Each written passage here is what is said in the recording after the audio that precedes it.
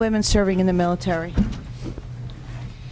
Allegiance to the flag of the United States of America and to the republic for which it stands, one nation, under God, indivisible, with liberty and justice for all.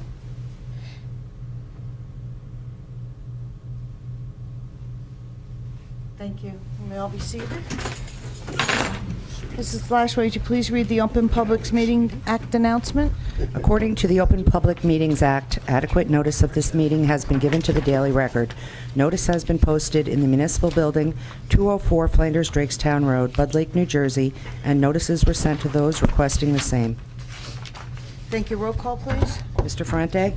Here. Mr. Nacastro? Here. Mr. Perkins? Here. Mr. Roman? Here. Mr. Walsh? Mr. Mania? Mrs. Laybow? Here. Let the record please reflect that Mr. Mania is on vacation and Mr. Walsh is out of state on business. Next on our agenda, we have our discussions. Chief Spitzer, you want to go first with the Stevens State Park Road changing of the speed limit? Which I want to say I think that's a great idea. I've had a series of conversations with some of the residents up in Stevens State Park Road. In fact, one of them is here tonight. I think you want the opportunity to speak tonight as well. Yes. So I'll in fact, it's probably best for me just to talk very briefly and then let Mr. Gallant come up and speak and hear him out, and then I'll come back up again if that's all right. Sure. Basically, the speed limit on Stevens State Park Road is it's a 35-mile-an-hour zone. If you start up at Sand Shore Road at the intersection of Stevens State Park Road and Sand Shore Road, it's a 35-mile-an-hour zone up until it intersects with Smithtown Road, and then it becomes a 25-mile-an-hour zone. The character of the roadway, I guess it begins about 4/10 of a mile from Sand Shore Road. The character of the roadway begins to change. Up until then, it's a wider road. It's near a warehouse up there. Then it begins to start to turn, and then elevations change up and down. I think Mr. Gallant will speak a little bit to that. And the road narrows. The word that Gene Brzezinski used was curvilinear, and I'm not sure what that means. But I know that it moves back and forth, but more importantly, it goes up and down through that section. And we've been trying to enforce the speed limit in order to slow cars down. In fact, last year, in response to this, I had 756 directed patrols in the time period where police officers went up there and tried to run radar. The difficulty is that it's sporadic. It's like it's difficult to find yourself there at the right time. There are neighborhoods that are further down the road, and sometimes it's probably more, the problem is probably more a morning and evening rush hour type of thing, and we're trying to effect some change up there, some behavior change, and we're recommending that we do so by changing the speed limit about 4/10 of the mile in from Sand Shore Road throughout the rest of the roadway to 25 miles per hour. And then once we do that, we'll go ahead with some type of education program to the residents, post it properly, and then if that doesn't work, then we'll beef up enforcement again. So that's my recommendation. If it's okay with you, I'll let Mr. Gallant come up for a few minutes here. Yes, thank you. Just state your name and address for the record. Please. Thank you.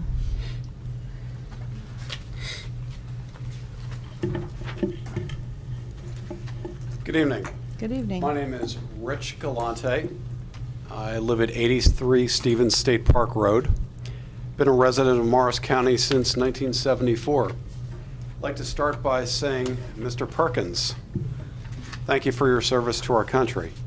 Thank you. It's very much appreciated, sir. I'm here tonight because I have a concern that speeding and other hazardous driving on Stevens State Park Road is placing the safety of my family and property at risk. As a 12/31 motor vehicle accident demonstrated, this concern is valid, and this was not the first motor vehicle impact to my property. I've expended a substantial amount of money to protect my family and property, including the purchase of 2 radar speed displays, erected a fence in our front yard to keep my son from running into the street, as well as erected driveway barrier netting, again, to keep him from running into the street. The fence I erected was destroyed in the December 31st incident. Robert is our pride and joy. He is the great treasure of our family. We are inordinately concerned for his safety. I fully support the implementation of Ordinance 2-2013. Thank you. Thank you very much. Are you close to Goldmine Road, Mr. Galante? Mine Hill Road, I live Mine on Hill the Road, corner. yeah. I'm sorry. Live That's what I directly had. on the corner. I almost met a tree up close and personal I was heading towards Sand Shore Road, and somebody came flying around that corner and was in my lane. I had like no place to go, and in the one tree that's right there in the corner, you Please. have the road first, Mine Hill Road, and there dips down, and there was like a tree or brush right there, and car kind of went off the road a little bit, and this is a couple years ago, but it was a very frightening experience. So Please. I appreciate that, Ms. LeBeau, that one of the concerns that I have, and that I've actually photographed this, is vehicles fail to maintain lane at the juncture of Stevens State Park Road and Mine Hill. Yep. What they do is southbound drivers cross into the northbound lane, cut the corner. If there is a vehicle heading northbound, that's a recipe for disaster. That has resulted in impacts to my property and that of my neighbors. I believe that there was an email sent by one of my neighbors, Maria Ogden, to the town council. I don't know who received it. There are two other people who wanted to be here tonight. They were unable to be here, but they will be either sending letters or appearing at the February 19th session, one of which has had several impacts to their property as well. Again, I fully support the implementation of this ordinance. If you folks have any questions of me, please feel free to ask. and Mr. Roman, Mr. Gallant, and Mr. Perkins. on the 1231 accident, was that a result of speed or a combination of ice and snow? According to the police report, I looked at what was described as the road conditions. They were listed as clear and dry. And according to the police report, that's 2012-75969, the officer indicated that the driver said he looked down to change his radio and went off the road. So I had phrased this, Mr. Roman, in the context not of just speeding, but of other hazardous driving. The incident knocked out power to my house and that of two other residences for 27 hours. It's put me out of pocket $500 on my homeowner's deductible. It is unknown if that will ever be recouped because JCP&L's repair costs are going to be quite substantial, and we don't know what this driver's property damage insurance limit is. But are we aware at all if speeding was an issue? Well- Was he following the posted speed limit? The officer did not indicate that speed was an issue. I will say, I've been in the insurance industry for 24 years. I've seen impacts to telephone poles from 10 miles an hour to 125 miles an hour. In my personal estimation, this appeared to be an impact that was in excess of 35 miles an hour, but then again, that is my personal opinion. I cannot back that up with vehicle was this? I'm sorry? What kind of vehicle was it? I believe it was a 1994 Toyota Camry. Thank you. Mr. Perkins? Thank you, Madam President. Mr. Gallant, I fully support your request. I don't know if our council will address it this year. Last year, following the school bus accident at the high school, I had made the broad statement that every street that's residential within the township should be 25-mile-per-hour posted speed limit and not 35. Sand Shore Road, where we unfortunately had a young lady killed a little over a year and a half ago, has pretty much almost the same topography and some pretty nasty curves on it, the same as yours, maybe not quite as tight in some areas. I think this council ought to be considering making every road that's within the township of Mount Olive 25. I've been here 26 years. There's a lot more cars and a lot more people traveling the roadways in this community than there were when I got here. Was speed a factor? Was snow a factor? I think there could have been a lot of contributory pieces to this, just as there are in every accident. Unfortunately, the majority, I think, looking back, I mean, we were all teenagers. We all have the tendency to go a little bit faster when we're younger than we probably should. I think to protect our youngsters and our elderly that have to traverse our roadways, that the council ought to consider moving forward as we did at Corey Road last year and make the entire township 25-mile-per-hour posted speed limit. It'll make it a lot easier. The 40 miles an hour right down here, where unfortunately we had 2 young boys fly over, and I understand that speed was probably a contributory factor and ended up dying by crashing into a tree. I think enough is enough. It's not tremendously a hardship on anybody. I don't think it adds any extra enforcement to our police department if it goes from 35 to 25. We have our own sign department. The signs can easily be changed. It's just a matter of getting the ordinance together and getting concurrence with the police department. Thank you, Madam President. Thank you, Mr. Perkins. Mr. Nacastro? Yeah, I'm going to not reiterate what Mr. Perkins said, but basically I do agree with the ordinance to change it. The Corey Road was interesting for me because now that it's 25, I actually catch myself and do the speed limit where it's supposed to be, and the posted signs there, the solar signs we have are fantastic for the radar. But what's interesting to me is when I come around the corner, I'm still going slow when I make the right-hand turn until I realize it's not 25, and then I end up speeding up. So it's interesting when you say that wherever you go, if you get used to it, and I'm sure there's still people that speed, but it is important. It does make a big difference on that road. As I notice a lot more things, believe it or not, going slower than I did when it was faster. So it does help safety, and I support this myself as well. Thank you. Mr. Frankie? Yeah, I too support this. When we had the issue last time, I was a big proponent of changing the speed limit to 25. I too live in a neighborhood where we tend to see a lot of people driving faster than normal, but I have young kids too, and that's what we're looking out for. So. Please. I agree 100%. I've been in this community for 33 years, and what I've noticed a huge change, and you'll probably all agree with me also, is that over the years we actually have a lot more deer running around than we ever did before. And with the faster speed limits, you have the deers running out, people trying to avoid it. I've always felt that residential should be 25. There's just, and I don't care how straight the road is, like for instance, Netcon Road. Enough room for, the 2 lanes. It's a double yellow line. I know Chiefs is going to be saying, oh my God. But the thing is, there's no shoulder, and you have people trying to pull out of the driveway. You have kids walking to the school bus, and there's no place for them to walk. People are coming off of the highway, going 35, 45, 50 miles an hour to get to the end. And I just think where there's a residence, there should be 25. And I don't know how problematic that would be to change it town-wide. Chief Spitzer? Do we have... Mr. Canning, do we need to get... I could jump on the chief's behalf here as well. I'm sure he's big enough to defend himself.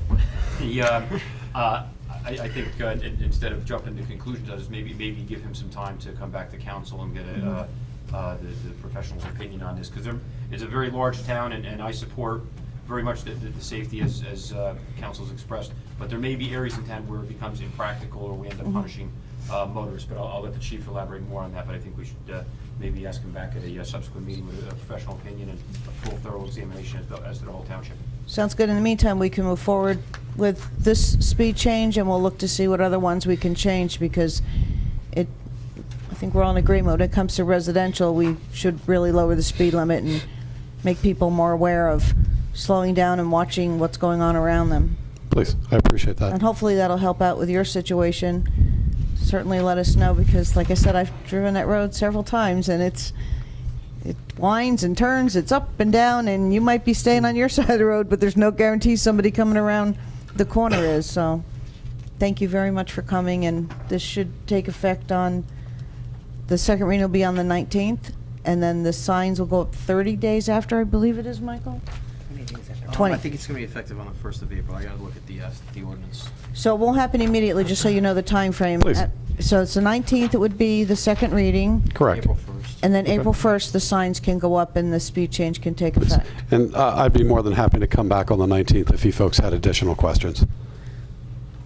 Okay, you're certainly welcome to come. I think that we're all on board with it, but you're certainly welcome to come anytime. Please. Thank you very much. Thank Thank you. you, Mr. Hold on. Thank you. Good night, folks. Thank you.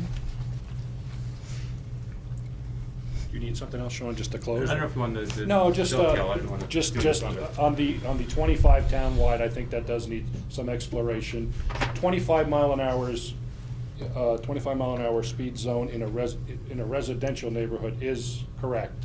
And it's, it already is 25 townwide in a residential zone.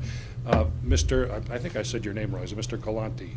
Mr. Galante is, his neighborhood does not conform to a residential zone according to those standards, because it has to do with road frontage, how many residents are on a certain amount of road frontage, and it just doesn't conform. That's not why I'm recommending the 25, recommending the 25, more so because of the curvilinear nature of the roadway, between the ups and downs and the curves and everything everything else that Mr. Galante has said.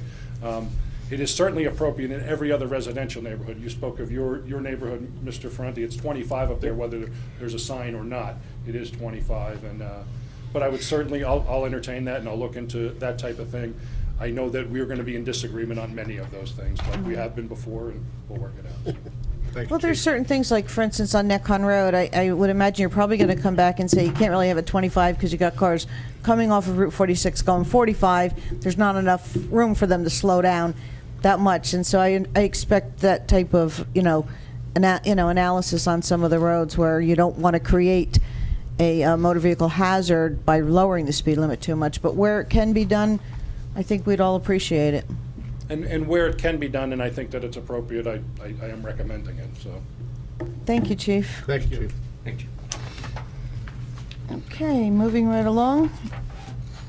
And also, Mr. Galante, thank you very much for bringing this to our attention. We always want our residents to come forward and let us know. It's how we find out what we can do to help you. Thank you. Okay, speed ordinance change we did. Old Flanders Sewer Survey and Meeting Update, Mr. Thank you, Kenny. Madam President.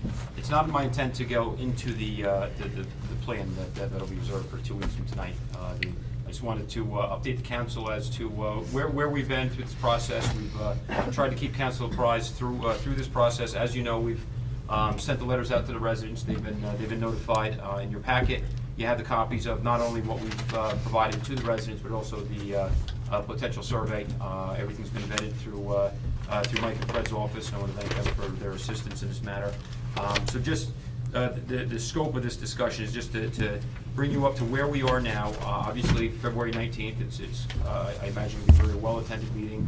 I plan on having the engineer here, Mr. Brzezinski, as well as tax assessor, Mr. Marchione. The mayor earlier today, as you know, has sent a letter indicating his position on the matter. And where we're at right now is we plan on proceeding with that public information session on the 19th. We are seeking some guidance from council. And it mainly has to do, I assume at this point, we'll be going forward with the survey, and I'm going to send that out certified mail on February 20th, unless council directs me otherwise. But I guess the question is to ponder, and as explained in my memo, I don't need an answer tonight, but it's a non-binding survey, but at what point, and this is, I guess, a discussion for a later date, do you consider it to be, overwhelming? Is it 51%, 66%, 75%? So those are the questions, I guess, that we need direction on, and we don't need it tonight. But we just wanted to kind of raise some more procedural information for you and some requests on our end. Thank you. Anybody have any questions? Not yet. No? I think we all agree the estimate for the sewer hookup per residence is extremely high and, mind-boggling to say the least. And there's no way we would even know if we would be eligible for any grants or anything until after we start moving forward and expending a lot of time. It's basically an unknown. Yeah, it's not so much a grant as it is the one avenue that may seem helpful is the New Jersey EIT, the Environmental Infrastructure Trust. Matter of fact, I was in Camden last week when I spoke to you. I went to Camden College on that. A brief in the New Jersey DEP. So it's a they call it a zero interest loan. It's actually 1%. You have to give some carrying costs, but you may be eligible for that. Mr. Brzezinski will be here on the 19th, and I expect him to go through a very long and interesting engineer's perspective on what this construction actually entails and why it costs all that they cost. And I think that overall, the fact, hopefully we will have a lot of residents here in attendance because it is a very, it's a very, strange area in terms of we have some with the cesspools, with the new DEP regulation, forcing them to put in a septic if they try to sell their house. You have septics that are failing, that may not have room. You have some people want sewer, some people just put in new septics. And this way, at least you have everybody together. You'll see that, the administration has gone above and beyond looking at all of the options. We'll provide them with, all of the information we possibly can. And when the time comes, they'll have, it may not be sewers at that price, but at least, I'm sorry, yes? We're trying to get the head of the DEP too, that deals with the cesspool issue. That would be- I'm in contact with him today. We'll see if maybe I can get him up here for the 19th as well. That would be helpful. That would be fantastic. I was also thinking I don't know if Ray, if you could contact Senator Arho or Assemblywoman McCose and Shazano, see if any one of the three of them could attend, just so they could also see firsthand the impact of some of these changes the DEP makes. We know for a fact that 15 of those residents in Old Flanders have cesspools, possibly 12 more. So you're looking at 27 people that basically just had their homes devalued by the cost of a new septic. It doesn't say if your cesspool works or not. So it's, they just turn around and do this to us, and then what are you going to do? So if any one of them could be present, or if Mr. LaCitra could be here, just I'll because reach out to them tomorrow. Thank you. I think it's just important for them to see what's happening too. And it would be nice if somebody from the DEP would be here so they could see the impact that they have on our community, as well as many others. We have to ask the chief to stick around for him. Yeah. I know I got to take my rose-colored glasses off again. I'm thinking that would make a difference. But at the meeting, the DEP being here, Chief Spitzer is always welcome. Hazard mitigation grants. Yeah, this is coming out of Hurricane Sandy. The county has indicated that there is the possibility of funding some mitigation grants. What you have before you is some priorities that we've derived after speaking with Timmy Quinn, Mr. Brzezinski, our engineer, and Fred DeToro, our OEM coordinator. We have till March 31st. This list may get a little bit bigger, it may shrink a little bit, but these were what we thought was very paramount in the wake of Hurricane Sandy and how we can improve our community for mitigation. We're not having the resolution on for tonight. I would imagine for the 19th or maybe even March 5th we'll have the resolution on. But this is more just to keep council informed and to elicit any feedback on the thoughts of these projects.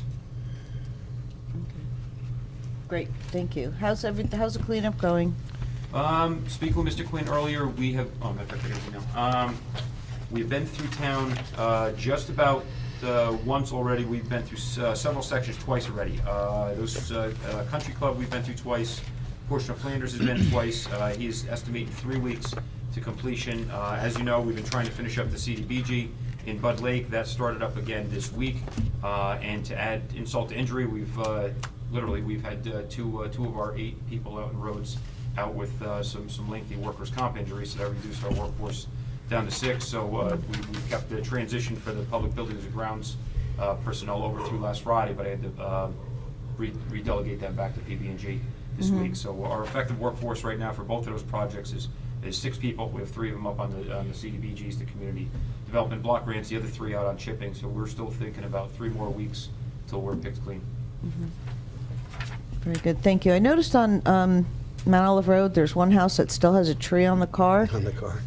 Yeah, the Katz residence. Yeah, I'll follow up with Scott Van Ness tomorrow morning to find out where we're at with that. Yeah, because I'm just wondering if we have some residents who need some assistance on finding out how to get the help they need to get some of the trees removed. I also noticed there's a large number of homes with still tarps. I imagine they might be waiting in line to get their roofs fixed, because I understand that was a huge, I don't even know what we could do about that, just that. Yeah, we're still waiting for our own insurance checks. We are starting, as quick as we had our insurance and FEMA claims in, it looks like we may be one of the first to get some money back.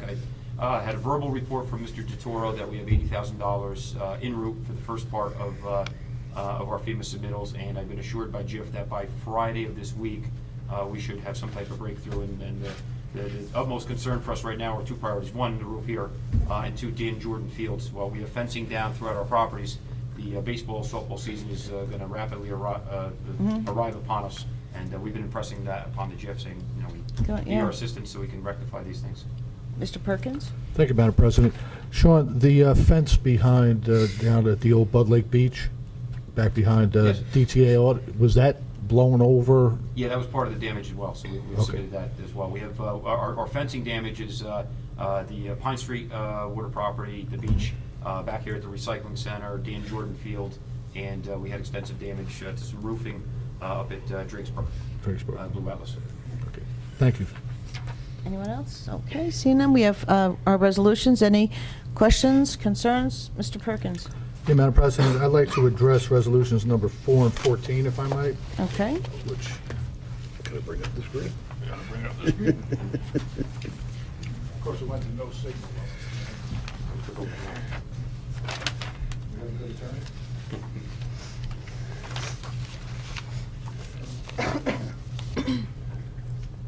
Anybody hear me?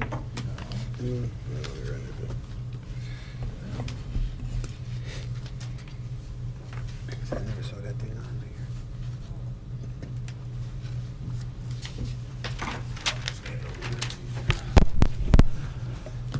This, everybody can see on the screen, there's 2 resolutions that are in our packet this evening. One of them is to set up by Ryder for donations for the 9/11 Memorial at Turkey Brook Park.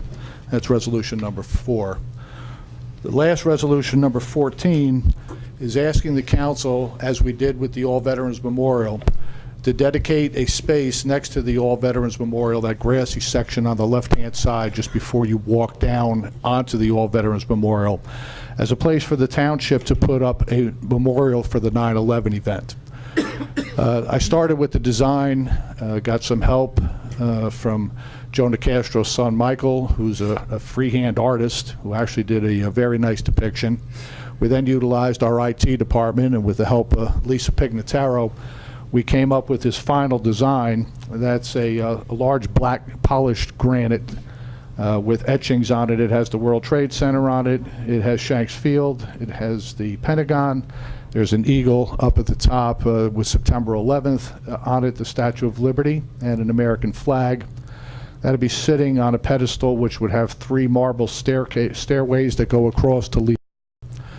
The pavers that come through, there's a company that we've run into at the League of Municipalities out in Long Island that does the logos for the fire departments. And we felt it appropriate.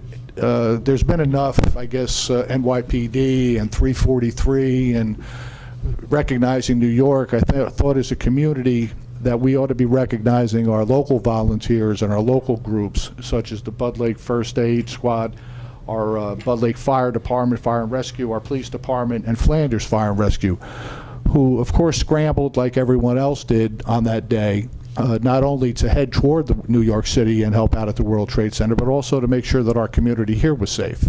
I don't think anybody that was around on that day felt comfortable. It changed everybody's life.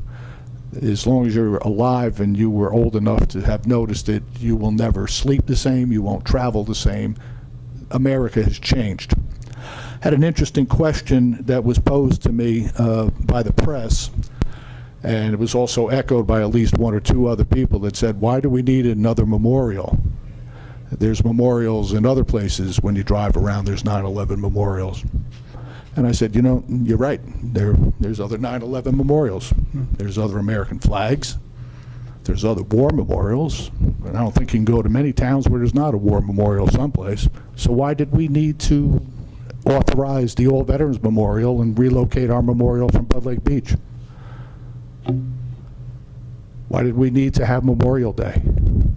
Is there any particular reason other than the fact that I'm a veteran and we all stand there with tears in our eyes thinking of the ones that didn't come home?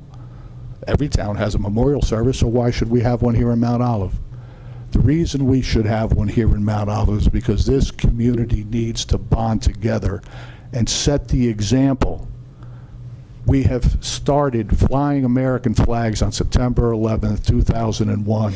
I was on Vesey Street, 2 blocks away from the building when the first plane hit. I saw the people jumping out of the windows. We lost Hilda Marson here on an airplane that crashed into Shanks Field out in Pennsylvania with some brave Americans. We started having a memorial service here in the back where we had a candle and we had everybody held candles. Our fire departments, police departments, EMS all showed up in the back. It was a beautiful event. The next year it got smaller. And we had a couple of private ceremonies up at Mountaintop Church. Started out with a pretty good attendance, and then it began to fall off. And sadly, on the 10-year anniversary, we really didn't even have anything. So this year, our mayor decided that he was going to have a memorial service. And he held a brief memorial service outside here of the front doors, around the flag, and only the people from this building showed up at that service. So when somebody asked me, is that worth it? This will be all private donations. We're looking for large corporations, small businesses, individuals. I know I'm personally going to write a check to be able to come in here for my family. This will be a place for Mayor Greenbaum and all future mayors to hold a ceremony on September 11th every year where the community can come in and remember.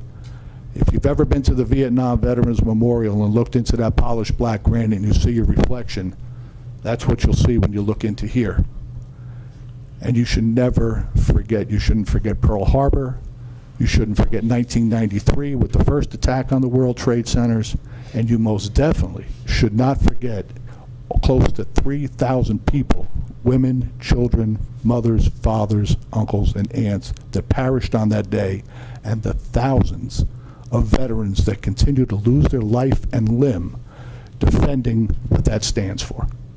So I urge this council to pass this resolution, to let Lisa Pignataro, our Special Projects Coordinator, and myself, and anyone else that would like to be involved, to look for getting us donations, to get this done free of taxpayer money, so there's no burden on your taxpayer, and let's get a memorial here in Mount Olive Township.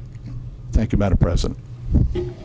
Thank you, Mr. Perkins. Mr. Perkins, I didn't have a discussion about this at all, but I'd have to say I agree with him 200, 300%. I do like the idea of having a September 11th memorial right there at our Turkey Brook Park by the All Veterans Memorial, and that we do have a special designated place where we can all go and memorialize and think about, reflect on September 11th. As all of you know, I've talked about it I don't know how many times past couple months. My nephew was in the Army, 2001, and at that time he was a paratrooper, and he spent 12 years in the Army.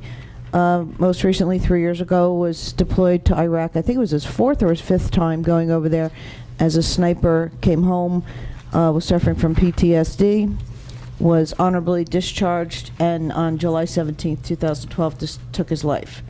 And I think that it symbolizes having our September 11th memorial. I think is a wonderful thing we should do. And the only request that I have, Ray, we've talked about in the past a flag burning facility. Are you going to kind of incorporate that also?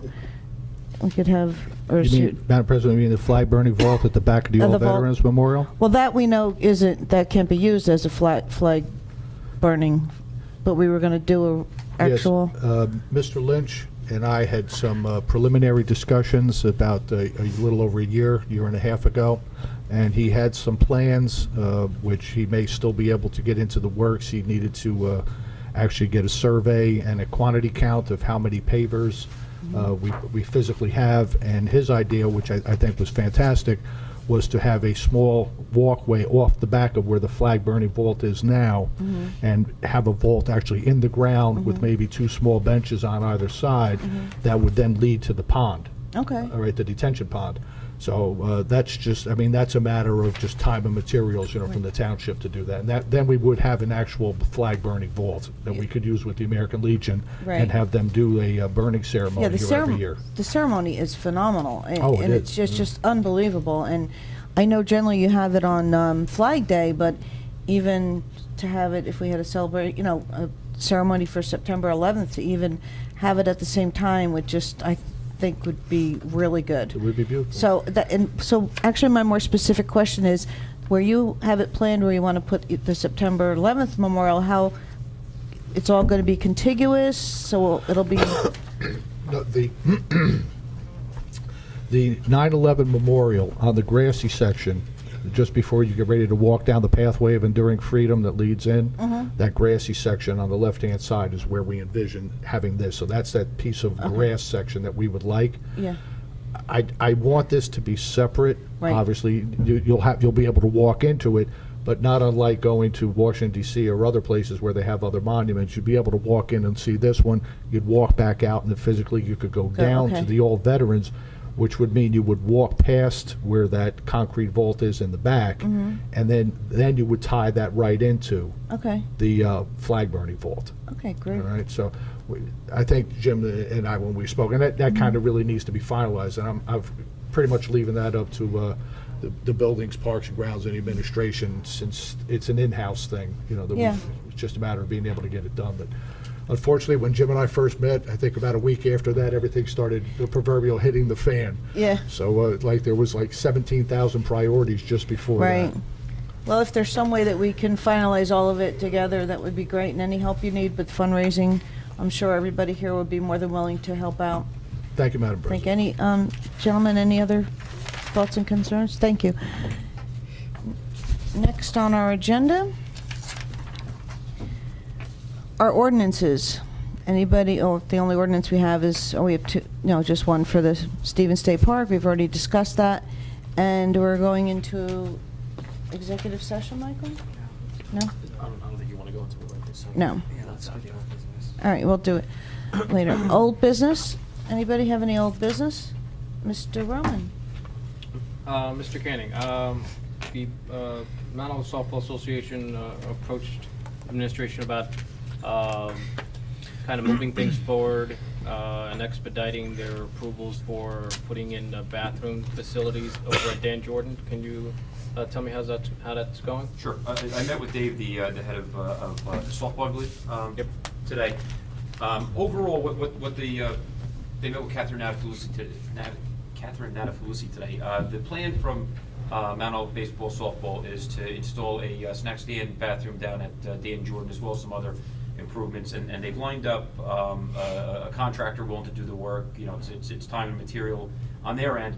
The only cost, and they're seeking to model the MOU that we have with soccer as well as what we do with football, is the placement of a building. The approximate cost is about right about our bid threshold, anywhere between $34,000 and $37,000 for the one model. So the procedural issues where we left it today, they were going to see the planning administrator, Catherine, to try to get that ahead in front of the planning board. On our end, he has to firm up a few numbers, supposed to get back to me. I spoke with the mayor earlier today, he was in favor of it. The timeline from my end, if I don't have to do a bid, it makes it very, very quick. So we're hoping to keep that cost under $36,000, which is one of the benefits of us having the higher threshold. We get a couple quotes and we can line that up probably within a week to 2 weeks. The MOU, I think I sent something to Mike. I have to talk to you late, you or Fred, probably by Friday.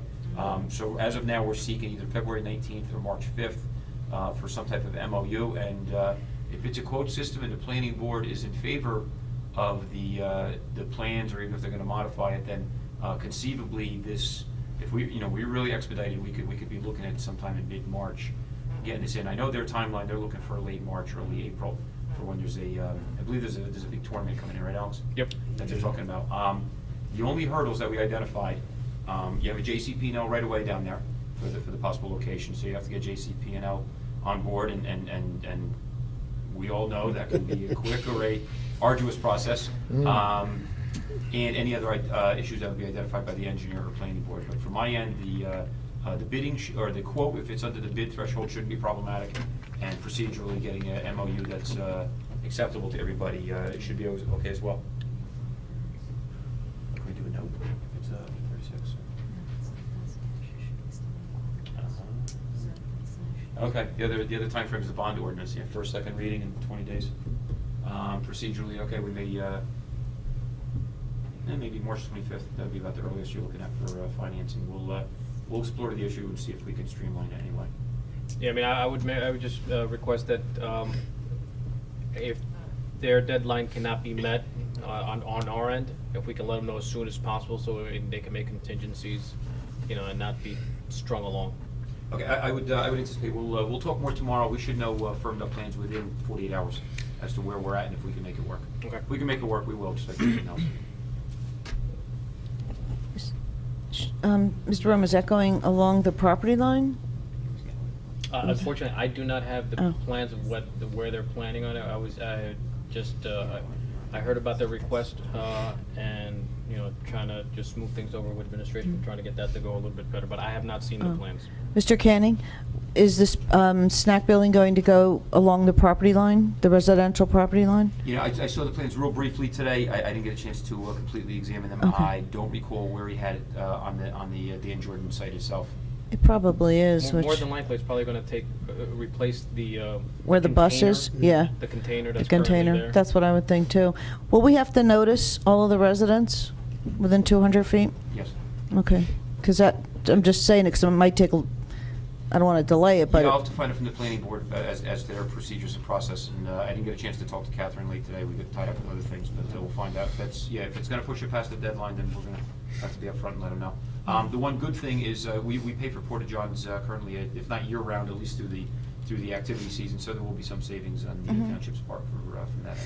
No, I think it's a great idea. I'd like to see that go in there. Yeah, I mean, I for one would like to applaud the efforts of the Baseball Softball Association. They have turned that Dan Jordan facility into a fine facility, especially in the last 5 years, and I've been here over 20. And I remember that any slight wind and you couldn't see the outfit because of the dust. But we have now the big black monster wall that now I've seen a couple of kids hit that fence.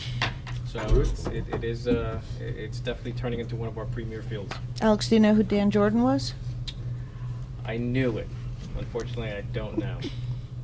I actually asked Mrs. Lashway to look that up a couple years ago, because I was wondering who was Dan Jordan. I think that's something that every elementary kid in town should at least have to do a paper on him, because it is a shame that most of us don't know the names behind. If I remember correctly, and I'll look it up and I'll bring it the next meeting or send it out to all you guys.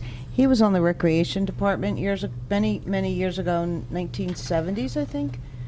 And that's the parks were named after him. But I will look that up and confirm it, because I did save it, because I thought that was really interesting. I would love it if we had a nice little plaque there that it says Dan Jordan Fields, but nobody knows who Dan Jordan was. And those fields are beautiful, and kids have played on there. Like I said, I've been here for 33 years now, and my boys played there. All of our kids have played there. It'd be nice for people to know who Dan Jordan was. Maybe we can get the papers, Mr. Nicastro, maybe we can get a paper to write an article about that. It'd be a nice, interesting story. I'll remember that. Okay, any new business? Seeing none? We want to do the, I just want to make sure we're going to do the executive session after the next Yes. meeting? Okay. And, The next meeting, correct. Go ahead, I'm right, sorry. Public meeting? Yes. Okay, I'd like to open the meeting to the public. Anybody from the public have anything? Yes, please come forward. State your name and your address for the record, please.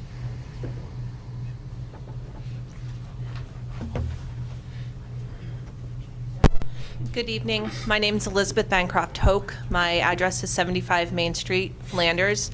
And I'm also here on behalf of Matthew C. Johnston, LLC, and Matthew C. Johnson and 19 Park Place, LLC. I was before you all, was it December, November? Yeah, December. Asking that you open up and consider the sewer issue, and I want to say thank you very much for considering it, and I am so sorry for the beating you have probably been taking over these last few weeks, especially since the letter from Sean was sent. It was a very informative letter, and I appreciate that very much. I know that there has been a lot of conversations that have been misinforming people of what's going on, and I was just hoping that the board could maybe, going into the meeting in 2 weeks, look ahead and see what's being said on specifically that Facebook page, so that those issues can be addressed. I mean, what is the cost if you have to fill in your septic and those sorts of things?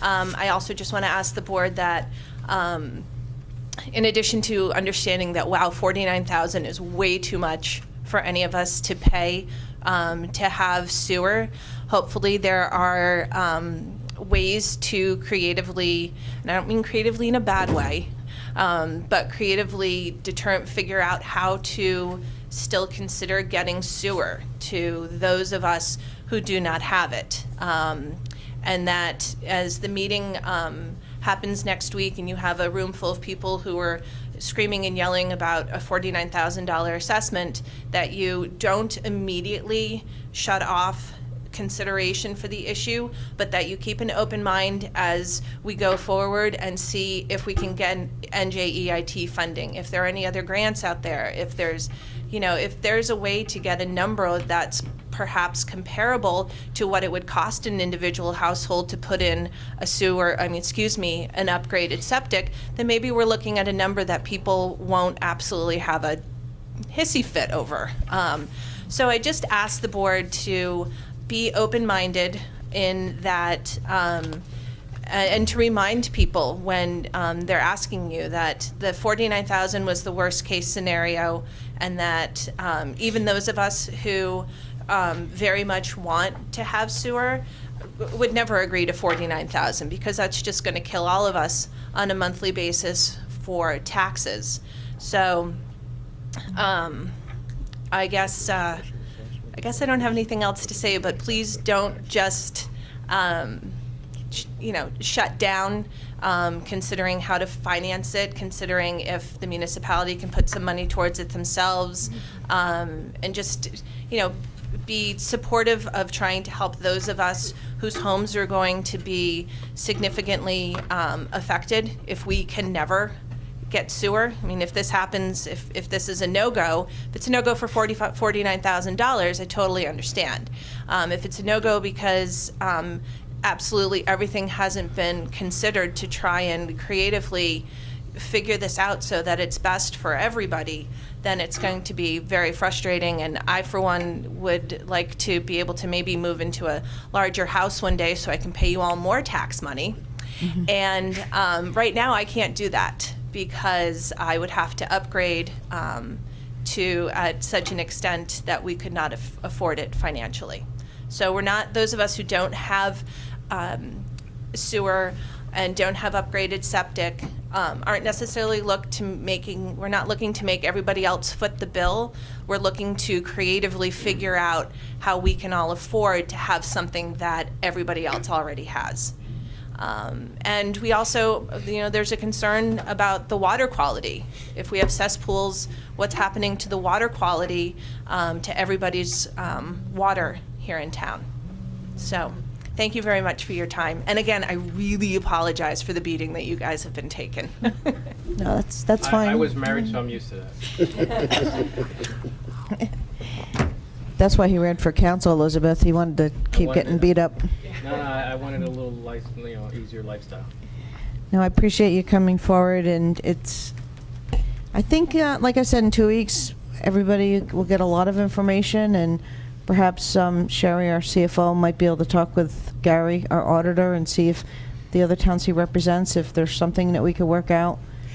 Just any of the options, we run them through and see if there's anything that could possibly we could work out. Put our heads together, you never know. Absolutely never know. Alrighty. Anybody else from the Yes, sir. Please state your name and address for the record.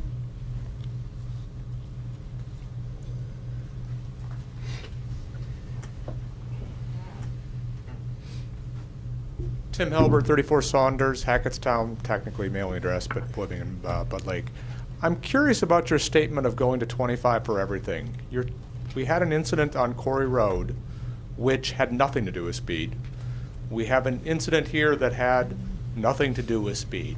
Now, in this incident, the engineer has gone out and evaluated and said 25. That's fine. But you had a professional opinion come through for Corey Road that said it should not go to 25. They were fine with 35, and you chose, which is your right, to ignore the professional opinion and go forward with an opinion that was, in my opinion, more emotional.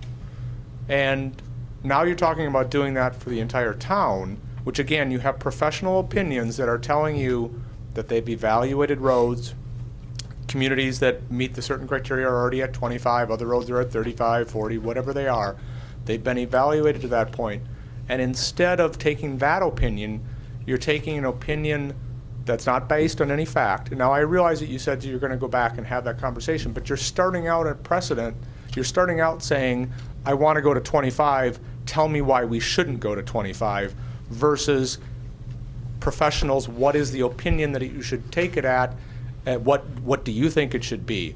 And it does concern me that we are reacting to an emotional issue around an accident that happened at 5 miles an hour, an accident here that happened that was no record if it was or was not caused to speed, and we're instead reacting and we're not taking the advice of the professionals that we employ.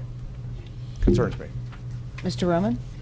Mr. Halber, I can't agree with you more. If you recall, I was one of the, I think probably the only dissenting vote on that Quarry Road speed limitation.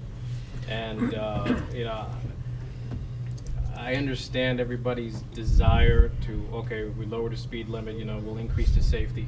That's not going to be the case. You know, people are going to, it's an enforcement issue. If the road is designed to go 35, now I traveled down that Stevens Park Road earlier today. I did 35, 40. It seemed fine. You know, yes, I can see how people switch over the lane, and that's because they're speeding. That's because they're probably doing 50 and over. So the issue on Stevens Park Road, and I'm probably on many other roads in Township, is not that we need to lower the speed limit. It's just that nobody's following the posted speed limit. So it's an enforcement issue. Thank you. Mr. Perkins? Thank you, Madam President. Ms. Halbert, I'll explain my position. You elect me to make decisions and recommendations. And like any good manager, I will take the advice of the people that work under me that I hire and I spend a lot of money for, my professional engineers, my attorneys, my accountants, and I will take their advice. But I also have to look in this position and say, what's for the good of the people? What is going to protect the people? I've been here on this council, I'm in my 12th year. And I can tell you that at the high school, when there was an issue with parking, that we had about 30 people that were here in the audience, and they raised a big stink about parking on Schoolhouse Lane. So all of Schoolhouse Lane got no parking signs on it. And I said, watch this blossom as you continue to move the children out. It did. It came back on 4 other streets. Madam President, you were here, some of the other council members were. And a mushroom. Quarry Road was not a speeding incident, and I was also, I'll correct Mr. Roman, I'm also one of the people that did not agree to reduce the speed limit there, because I still feel that if your rationale was that people speed down Quarry Road, which was posted at 35 miles per hour, and for the safety of the students, that it should be reduced to 25, then my rationale is that every street that has students, residents walking across it, that's in a residential zone, should also be 25.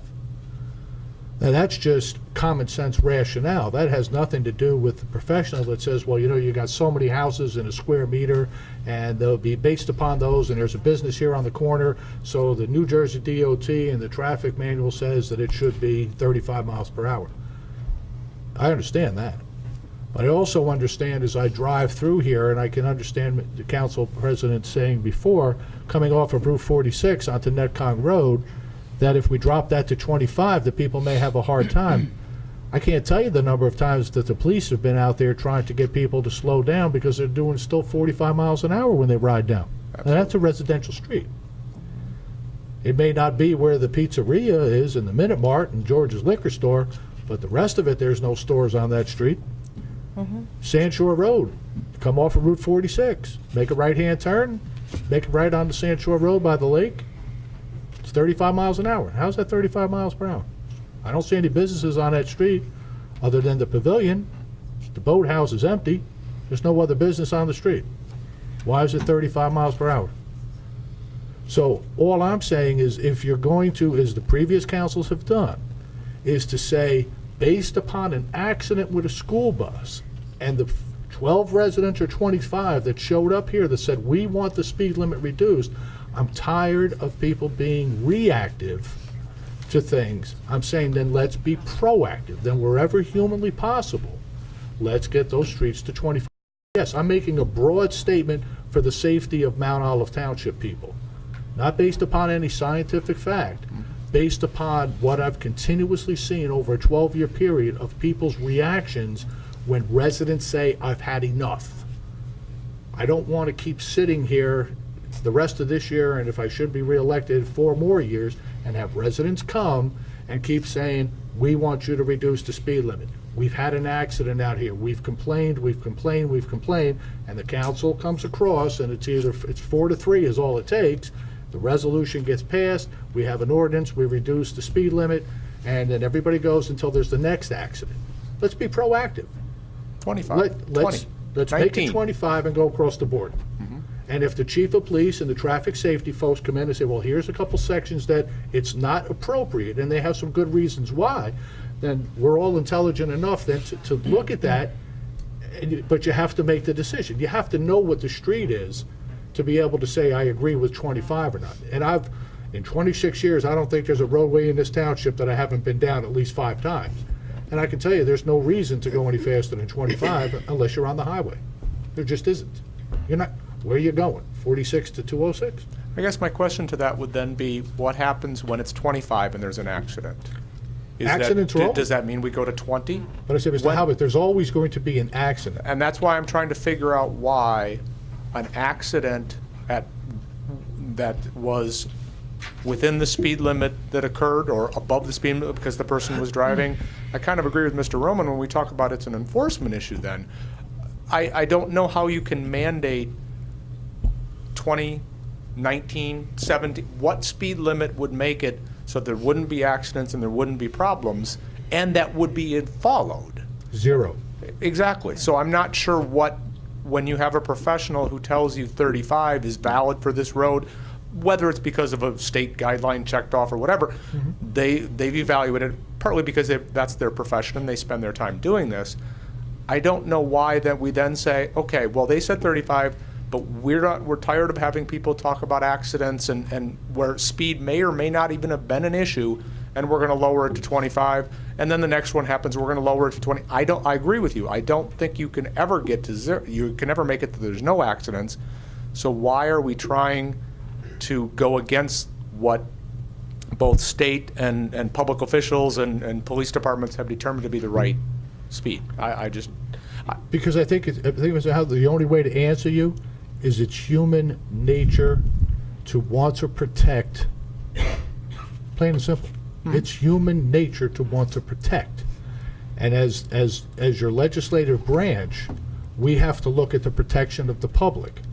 And if we continuously have the public coming in, complaining in different issues, when do you stop? Do you just keep hitting it piecemeal every time they come in and make a determination? And whether we had Sergeant Van Ness, when he was still with us, who came up and he was very adamantly, all of his data did not support reducing that, and I agreed with him. It did not support it.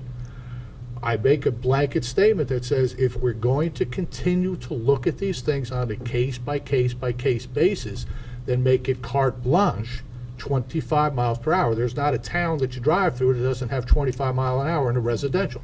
Then make them all 25. Okay. It's a very broad blanket, but it's there. I'm saying let me be proactive and try to reduce it where necessary. Are people going to speed? Always going to happen. Are there going to be accidents? Always. Unfortunately, we can never stop that. We just pray that it's not somebody we love or care about. Right. But if I can do one thing, that 10 miles an hour may have made the difference. Now, granted, my understanding, people were racing on Sand Shore with the accident that happened a year and a half. Be that as it may, would 25 have made a difference? No. No. But for the other 7,500 people that traverse that roadway on a weekly basis, would 25 help maybe? It might. And that's all I'm saying, is if we're going to do something, let's be proactive, make it all 25, but let the professionals come in and tell us why it can't. And then we all have to make a judgment decision here that says, we agree with you here, we don't agree with you there. That's why you elect us. Okay. I think I'd like to say also, it's over this way. It always sounds like it's coming from the back when I Yeah, talk. turn to me, go ahead. She's in The the thing back. is, with the Corey Road issue, I'd like to say is that Sure, they said that 35 was okay there, and what I look at when I look at the professionals, I want to make sure that if you changed it, it's not going to cause a problem. It's not going to have an adverse effect. They didn't say don't do it. They just said that that was, okay for that area. What I looked at with the Quarry Road specifically is who's using that road. We have the high school right there. We have a lot of first-time drivers from our own town, first-time drivers from other towns, and a lot of people from other towns who come to functions at the high school. And if you have, they're coming in from the Flanders Drakestown end, and they're 35, and the study showed that most people were going 45 and 55, and some were going 60 down that street when they ran the speed limit. And that was on an off-season. That was at the end of the year when there's less people. I was aware. And so if you turn around, you have somebody coming down that street 45, they get around that bend, all of a sudden it's 25, and people are slowing down, turning into the high school. I kind of think you should maybe make it consistent. So you got to take into consideration who's traveling the road. And that was my big concern. It wasn't emotional for the bus accident. I've been hearing from people for years that they wanted that. The people who live right there were very, very much concerned. And I think it was a smart move. I have had several people say they are thrilled. I haven't had anybody complain about, to me, that the speed limit got reduced. And we even had a nice note from one of the bus drivers that said they were very happy that the speed limit was reduced. So I think overall it was a good decision. What Mr. Nicastro said, how when he goes down there 25, when he turns a corner, he's still doing 25. I'd like that mentality. People see houses, slow down, go 25. I guess a couple comments to your statement, which is the police told you 35, and you said they didn't tell you not to do 35. That's not their job, correct? Their job is to tell you what their assessment is, and your Right. job is to decide whatever. So for them not to tell you that it's okay to do 25, well, that was their job, to say what they recommend the speed limit to be. Yeah, they said 35 was sufficient. Right. They certainly didn't recommend going faster. Right. They also said if you wanted 25, that's not a problem. No, okay. Yeah, they did. We asked them at the meeting. I said, is there a Their problem? statement- And they said no. Right, because it's, as we stated, it's not their job to make the law. I mean, their job is to make the recommendation. You can make it whatever you'd like. Okay, thank you. Yeah, just safety. Thank you, Tim. Alrighty. Anyone else from the public? Oh, this gentleman and then Mrs. Shelton. Sir, can I have your name and address for the record, please? Hi, John Davis, 223 Flanders Neckong Road. While we're on the subject of public safety, Quarry Road, I agree 25 near the high school. 30 for the first half should have been done, but you did right, plain and safe. Public safety, Flanders Neckong Road. We have a gate at the end of it. I made a motion a couple years ago about that. Somebody's locking the gate again. Rescues can't get through. We have a public safety issue. I'm reporting that to you folks. I'm not here to make another motion. I'd like to, but I think you folks should straighten that out. We're putting people in harm's way out in 206 to go to our own shopping center in Mount Olive. We have to go through Roxbury. I went through this with a couple of years ago with the previous council, previous mayor, who lived by the gate, so things didn't get too far. Hopefully, before we lose another life in this town, you'll consider opening that gate in the name of public safety, for one. Not just convenience, as I was pointed out so rudely at that time. It was all about convenience. It's convenient for everyone in Flanders to use Flanders Neckong Road, one of the safest roads in town. Why is it closed? It shouldn't be. It should go to Gold Mine Road so we can get to the shopping center in our own town without going on the state highway, which is putting everyone in harm's way. You're all concerned about safety for everyone? I agree. Let's work on that. I mean, and I know there's officials that used to be on the council and in-town mayors that live there, and they don't want that gate open, and they'll rile up that neighborhood. But for the best interest of the people of this town, it should be open. I have 90% of this town that would back me up. So I'm just suggesting it to you before another life's lost. Because I know you open that if someone dies turning off a 206 into Gold Mine. You open it then. I don't want you to wait that long. God bless you. Thank you. Mr. Davis, hold on a second. Mr. Rowan, I just want to ask someone, it's over here. Yeah, I know, it always sounds like I'm talking from back there. I'm a ventriloquist. I wanted to just ask you really fast, and then Mr. Roman has a question. Is the ambulance not being able to get through? Can't. it Can't open the gate. Mr. Canning, can we? Locked. It's not the town combination, it's not I any, I thought don't know that what it the is. ambulance was going to be allowed to go through that. That was They may have a public, combination, I'd have to look into it. I know during the paving and certain times, that gate has been opened, but for the most part, that gate is locked.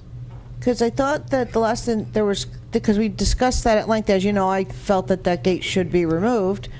And because I'm concerned about safety of our residents having to go down the 206 and all that. But, and reduce the speed limit on that street. But I was told that the gate, the ambulance needs to go through that way, and they were going to be able to open that gate and not have to get out to open it? That may be, well. No, they have to get out to open Again, it? this is an issue which predates my arrival on scene here, so I'll have to get some more background on that one. and Yeah, I'll speak to the mayor because on that that's, I know there were some near misses there when they couldn't get through one other time. I could, was something that was going on at Walmart one time. They were trying to get to somebody and they had to go out to the highway and back around and lost valuable time getting to a patient. So that was a couple of years ago. Mr. Roman? Mr. Davis, you alluded to another life loss. Please, can you refresh my memory? Was there a life loss that could have been saved because that gate, had that gate been opened?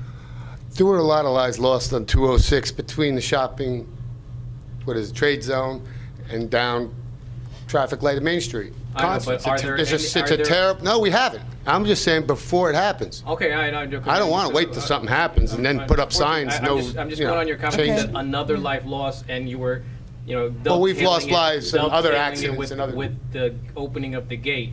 No, I think he was So meaning I just in wanted to at general. least make the clarification if there was a life lost because that gate was not open. No, but there's been accidents because that gate's been not open. My family's been in one. I mentioned that at that meeting when I was here. We were hit at that light going into the Trade Zone North on 206, rear-ended. My child was 3 weeks old in that car. We didn't get injured, they were lucky.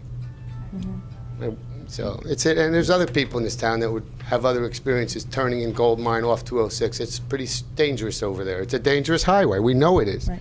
We're congesting that highway by rerouting our local traffic out there to go to the Trade Zone to shop. We got to go to Roxbury to shop in Mount Olive. We live in Mount Olive. I shouldn't have to go off our 35 Flanders Neckong Road is it? It's right by the high school. We should work on lowering that speed limit also, because I had a child almost got killed there the snow day after the hurricane. They had school. I gave the Board of Education a piece of my mind. My child almost got plowed over by someone running through the bus with the red lights on. The bus driver was yelling, the horns were honking, and my wife grabbed the kid by the shoulder right before he ran out there, and the guy went right through it, heading for the gas station to get gas for his generator or whatever. And they shouldn't have had school that day, that snow day after the hurricane, but that's different. I think what Mr. Davis was government just there. saying overall, that in the spirit of being proactive instead of reactive, before we have another incident that we're reacting to, be proactive. I will tell you that I spoke with Deputy Mayor Filippo in Roxbury tonight. Kathy called me because they're looking to do paid ambulance during the weekdays because, with their volunteer staff trying to, and she had mentioned that with the accidents on 206. As we all know, Mount Olive is on one side of 206 there, and Roxbury's the other. And Accident Alley or something like that, she had referred to it, because there was a lot of accidents. And all I keep thinking about is if we didn't have so many cars on 206, you'd have a lot less chance for accidents if you bring them down some. The public safety of this town had a meeting about it, and they recommended to open the gate, right, not they just did. for rescue, for everyone. No, you're right. And it was misinterpreted, apparently, and it was sold just for ambulances and things. I said, no, they recommended it open for everyone. Yep. And the closure of that gate was questionable. What happened a decade or so ago, someone read the minutes, which sounded like a strong-arm developer to close that road, or you can't build your mall. The fellow read it right here 2 years ago, or a year and a half ago. I call it blackmail, but it's strong arms proper, I guess. And that's because several politicians in our town at that time lived around that gate, and they wanted private road. That's the only reason it's closed, and it's obscene. Our town's paying taxes for a double yellow line road, a beautiful road like that, and they're saying it should be a dead-end street? Nonsense. And you all know it. Everyone in the town knows it. Yeah. And it's funny how it's just kind of like, oh, because we got Our old mayor's freeholder now, so we got to be careful, so we don't want to upset him. And I don't want to upset anybody either. They were all mad at me down the end of the road after I made the suggestion, but it's, why wait till something terrible happens? I said that then, I'm saying it again. And as we see more disasters, you're doing preventive maintenance by doing 25 mile an hour. Well, this would be preventive maintenance to save for the best interest of everyone in this town. I agree with you, Mr. Perkins. I think around the school, 25 is good. We should get a sidewalk to Flanders Neck Kong to the rest of the Corey Road there. There's no sidewalk. That's one reason there was an accident with the kids in the bus. There's only a sidewalk going one way, not down to Flanders Neck Kong over to Carlton. It's a disaster. We should get the county involved, apparently, because that's County Road. There's a mission for you folks. I'd love to be on this, but I'm busy with personal life and family things and 5 children. And I'd love to help out, and if you need help, I've done a private study. 30 years I lived there. That road should never have been closed, and you know it. We all know it. So take action. I believe in you. So, you know, come on. Thank It's you, common Mr. sense. Davis. You're doing it in the name of safety, not in the name of the guy that lives down by the gate. Thank you so much. Thank you for coming. Ms. Shelton? Name and address for the record, please.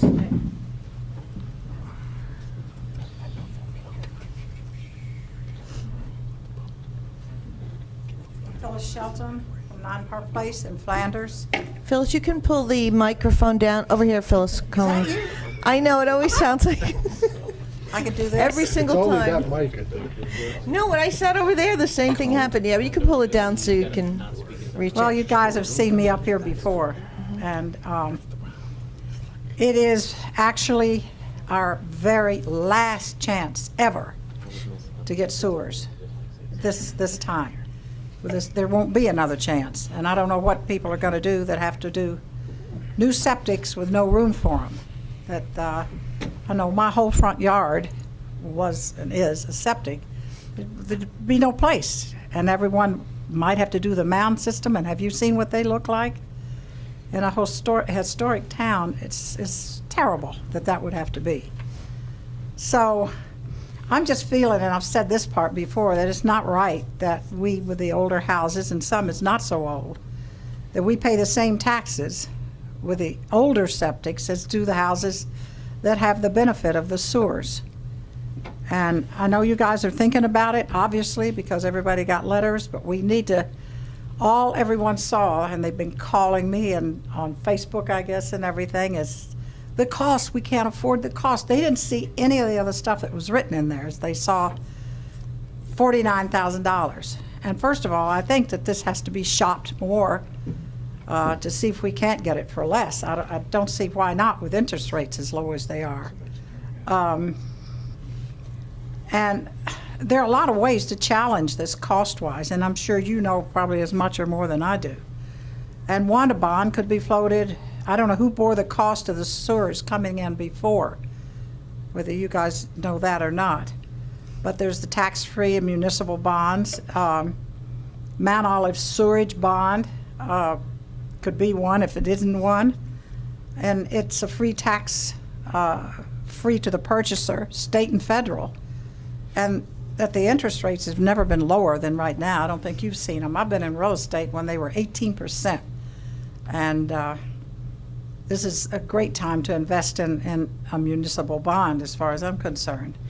And I can't see why this would cost this much. I don't know whether you guys have shopped it a lot or some.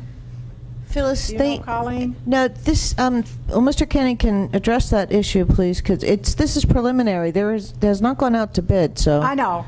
Mr. Kenny can explain that to you. Yeah, this is the engineer's construction estimate, based Right. on, construction of a sewage pump plant. There's, I don't want to get too in-depth Right, tonight. because we're going to Yeah, more details. I understand. There is the pump station, the easement associated with it to get it up over that hump on Main Street down to the internet, down by Flanders Crossing. That alone, I don't have the number off the top of my head, it's like 2-point-something million. That portion alone is the most significant part. There's the laying of the pipes and the other construction related activities. But I did ask Mr. Brzezinski to reevaluate, take a look at his 2008 and his company's evaluation and to provide the updated numbers. And those are the engineer's estimates. But would you get more than these people? Or would you just take these engineers' estimates. It's important to note that for information purposes, that he's our resident engineer. We pay him for this. You know, I think before the township, or before my advice to the township council to proceed further and expend more money, you know, the best estimate of our professional, that is his estimate according to our professional. Were we to go down and the council says, yes, we're gonna conduct this assessment, the survey comes back, it's overwhelming, well then certainly at that point there would be finalization of plans, you would do the bid process, so that number certainly may change, but I don't think Mr. Buzinski is being incompetent, anything other than just in his experience, this is it. He's proven for the most part time and again that he's very factual and in the ballpark. But a lot of these people that have called me, I know, think that that's the price everybody's got to pay. Well, I would be out of business for sure. I couldn't afford that, but there are other ways to do it. And hopefully you all can help us find the other ways to do that. And then they were talking about the Highlands and how they have to check with them. I hate to say this, but did they check in Marbleland? There's a lot of wetlands up there where there's going to be houses, and it kind of scares me, frankly, unless they've done tunnels in another direction that I don't know about. But I've taken pictures up there of the worst flooding I've ever seen. And to me, sewers would be a whole lot safer around wetlands and contained as opposed to septics. And they said in the letter that was sent to us, no one has really complained about their septic. Believe me, do you think people are going to come and complain about a septic where the guy says, yeah, well, you need a new one. You're going to have to get another one. They're going to wait till they sell their house and get told that. I see it all the time. And a lot of the septics, if they're older than 25, 30 years, somehow they fail during home inspections. If they're, as we all know, cesspools, that's out now. And a lot of these people, I don't think, realize that by the time you finish, especially if you have to do a mound system, you're not paying a whole lot more than that estimate that you gave. And you'd have to pay it all up front or right at the end, where if you float bonds, I mean, we could go 15, 20 years to pay it out. And we need to sit down and figure out how much a year or quarterly that the people would pay, and that's what they're going to look at. What they're looking at now is this total end, and it's scaring them to death. And Phyllis, I can understand it. Phyllis, in 2 weeks, we're going to go over all of that in detail. Okay. And any of the possible options that everybody would have. And the fact is, it would be a 20-year bond, and it would be low interest. Mr. Kenning's already checked it out. They said it's 0, but it actually really turns out to be 1%. That's still. And that's, you know, it's tremendous. And what Mr. Kenning was trying to say, like, this was our estimate from our engineer, and for us to get any other numbers from anybody else would mean we'd have to spend money to do so. Who is the engineer? Mr. Gene Buzinski. Oh, yes. He's our township engineer. So at this point, this is the estimate that comes in-house, and he's working on the numbers and the costs of the project. We don't want to turn around and spend a lot of money and time trying to find lower pricing on it if we're not going to move forward with it. Right. So this is just a ballpark. Same thing if you want to buy, say you want to buy a TV, and you look at the most expensive stores. Oh my God, $1,000. You're not going to run right out and start driving from store to store. You're going to make the decision to buy it. Then you're probably going to call, you know, and you know, find out where you can get it for less money. You're not going to actually spend money trying to find it until you're absolutely certain that's what you're going to do. So that's where we're at right now. We're not saying that this is the amount that's cast in stone, but this is what we're going on. This is what the estimate, and it's going to be informational. We're going to let everybody ask questions, and I think that you've brought up the assessment question. That's why we're going to have Jack Marchione here. He's our tax assessor to explain what the tax process is in the assessment and why one home might be assessed at one or another. He'll be prepared to answer those questions, and then hopefully we'll have a lot of people here, and everybody will pay attention and listen to what's being said, jot down any questions that they have. Maybe they'll have to back up to town hall at another time to get some more detailed specific to their property. That'd be great. Yeah, so that's what this is. But tonight, I mean, we all know exactly what you're saying. I think all the council members have heard me say exactly what you're saying probably about 50 million times by now. So I guess, though, Colleen, that one thing I think about too is, and I've mentioned this to you, I think, is that they're talking about a vote. I've never known before, and I've been here a long time, hate to admit it, I've never known before people that get to vote whether they want sewers. From what I've heard, they go out and they're told. Some people have just done a new sewer. I remember in the past that it happened. And they got it. And now, afterwards, they're really glad they did. But I'm worried about my little 2 blocks there, which is really probably the most historic part of Flanders, if I'm not wrong. And we need to keep it that way and try to keep it looking good.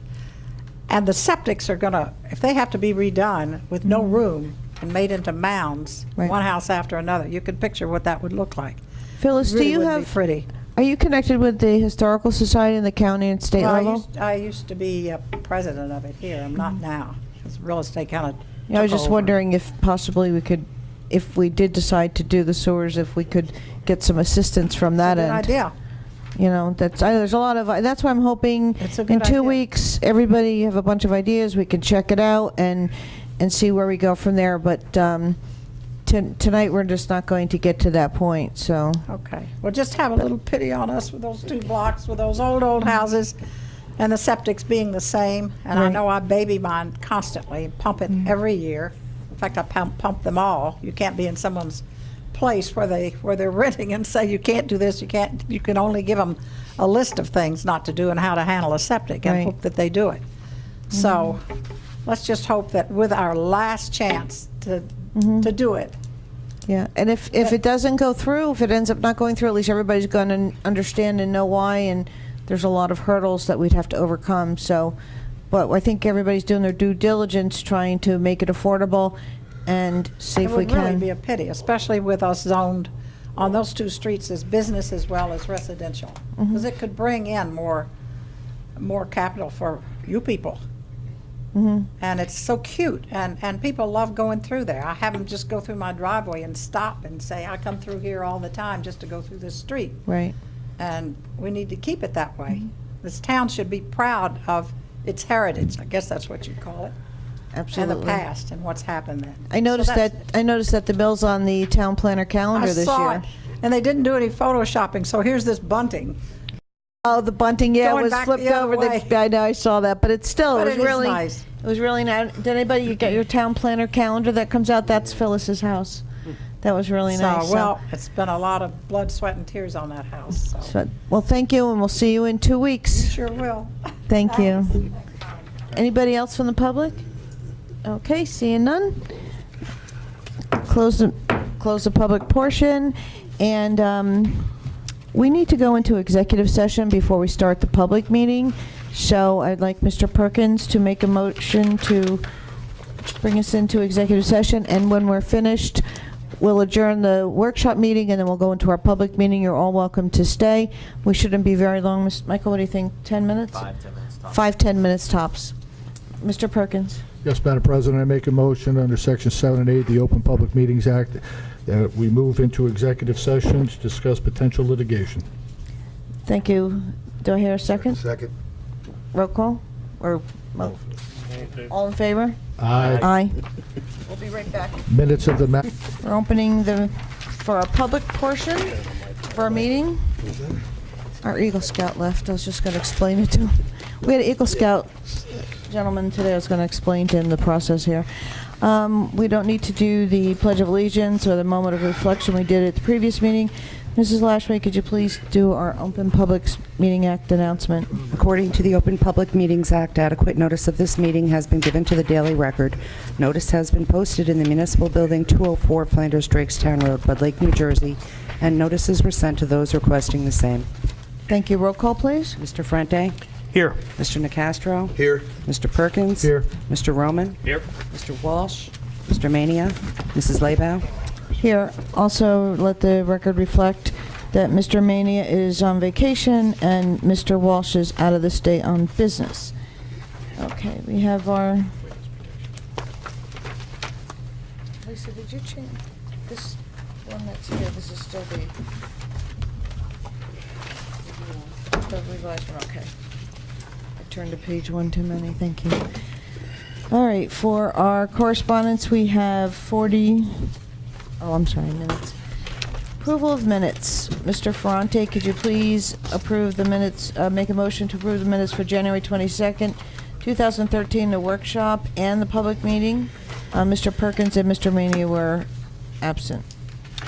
Yes, a motion to move the workshop and public meeting minutes of January 22nd, 2013. Thank you. Second? Any discussion? Seeing none, roll call, please. Mr. Frente? Yes. Mr. Nacastro? Yes. Mr. Perkins? Abstain. Mr. Roman? Yes. Mrs. Leybow? Yes. Alrighty, we have 43 pieces of correspondence. Anyone have any questions, concerns? Seeing none. Moving on to ordinance for public hearing. Hold on, gotta get my paper.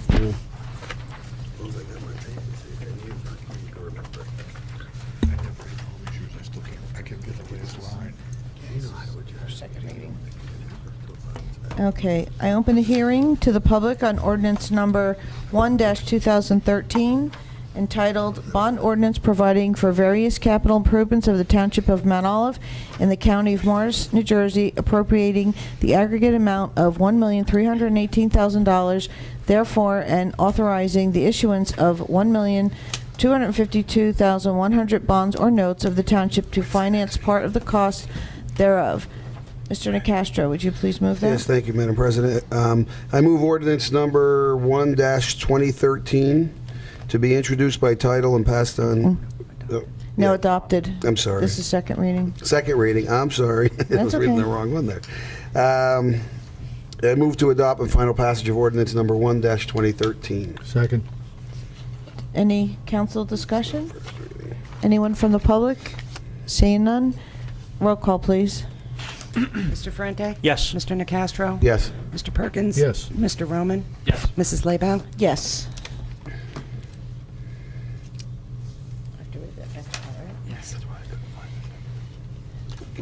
Ordinance number 1-2013 is passed on second reading, and I hereby direct the clerk to forward a copy of the same to the mayor and publish the notice of adoption as required by law.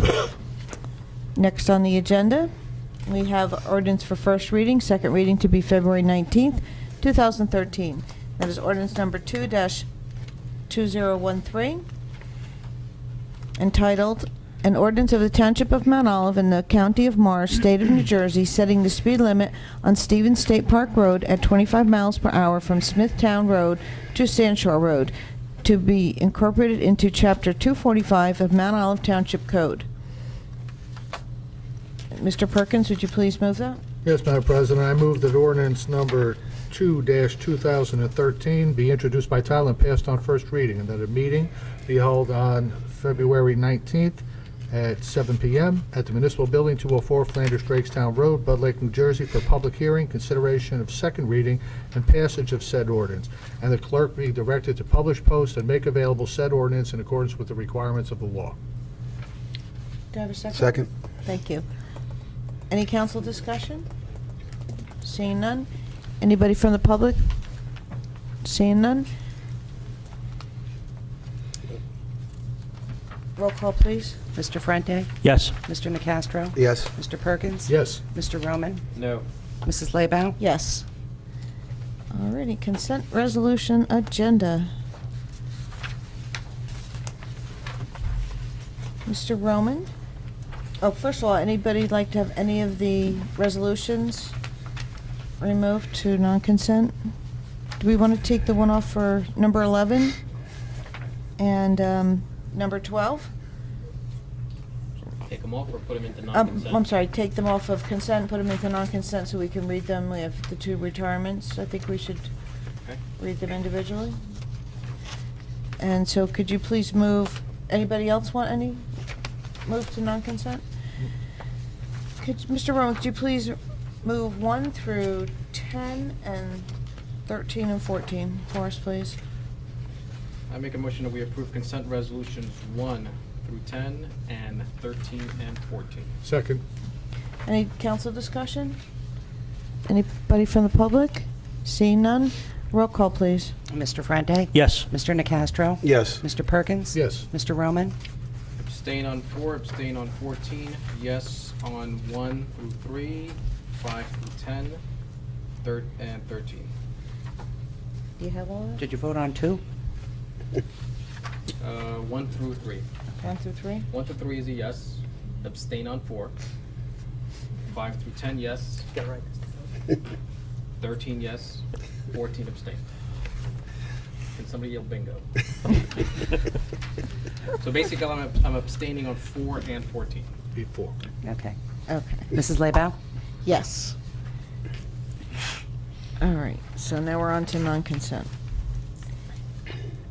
Mr. Nakash, would you please move non-consent resolution number 11? I move resolution number 11. Second. This one is retirement of Officer Ricky Linder from Warren Mount Olive Police Department. Would anybody like to read the resolution? We're going to, I just want to make a special notation. Would you like to read it? Mr. Nacastro? I'm sorry. The resolution? If I have it here, if not, if someone else has it handy, you can have them read it. Sorry, I should have asked you ahead of time. I just think it's important to read these because they've spent all these years, our staff. Mrs. Lashway is going to read it Yeah, for us. that's Thank fine. you. Thank you. And It's the here next one's somewhere. going to be Kathy Murphy. Mr. Perkins, would you read for Kathy for us? Sure, it'll be fine. Thank you.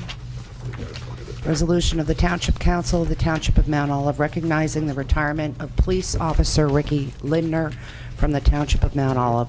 Whereas on January 31st, 2013, Officer Ricky Lindner completed his required years of service with the Mount Olive Township Police Department and as such retired on that day.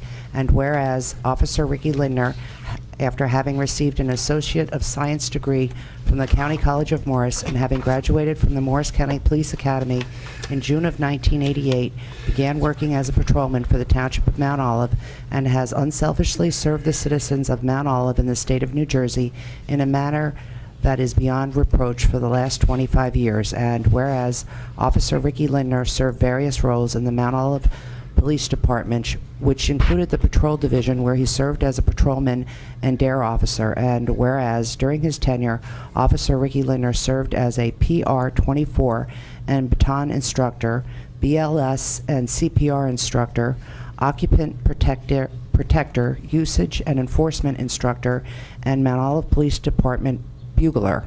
And whereas Officer Ricky Lindner received advanced training in accident investigation from the Institute of Police Technology and Management from the University of North Florida and high-intensity drug traffic awareness training from the Regional Training Center in New York City. And whereas Officer Ricky Lindner was instrumental in running the fundraiser golf outings for the Mount Olive Police Fraternal Order of Police Lodge number 122 for the past 18-plus years, and whereas he is a caring, compassionate man who has saved more lives than we will ever know through his genuine concern for people in trouble and his ability to see the good in all. And whereas, above and beyond dedicated service, he received many awards, which include the Meritorious Service Award, Life Savings Award, Exceptional Duty Awards, Grand Cordon Awards, an Honorable Service Award, an Educational Achievement Award, and letters of commendation. And whereas the citizens of Mount Olive Township and the members of the Mount Olive Township Police have been fortunate to have such a dedicated man serve them for so long, now therefore be it resolved by the Mayor and the Township Council of the Township of Mount Olive that they do hereby congratulate Officer Ricky Lindner on his retirement and wish him health and happiness and fortune in his future endeavors. Thank you. Any council comment? Seeing that we seconded that one already, right? Yes. Roll call, please. Mr. Parente? Yes. Mr. Nacastro? Yes. Mr. Perkins? Yes. Mr. Roman? Yes. Mrs. Lebow? Yes. Mr. Perkins, would you please move resolution number 12? Yes, I move non-consent resolution number 12. Thank you. Do I have a Second. Mr. Perkins, would you read non-consent resolution number 12? Yes, Madam Retirement of Mrs. Murphy? Yes, Madam President.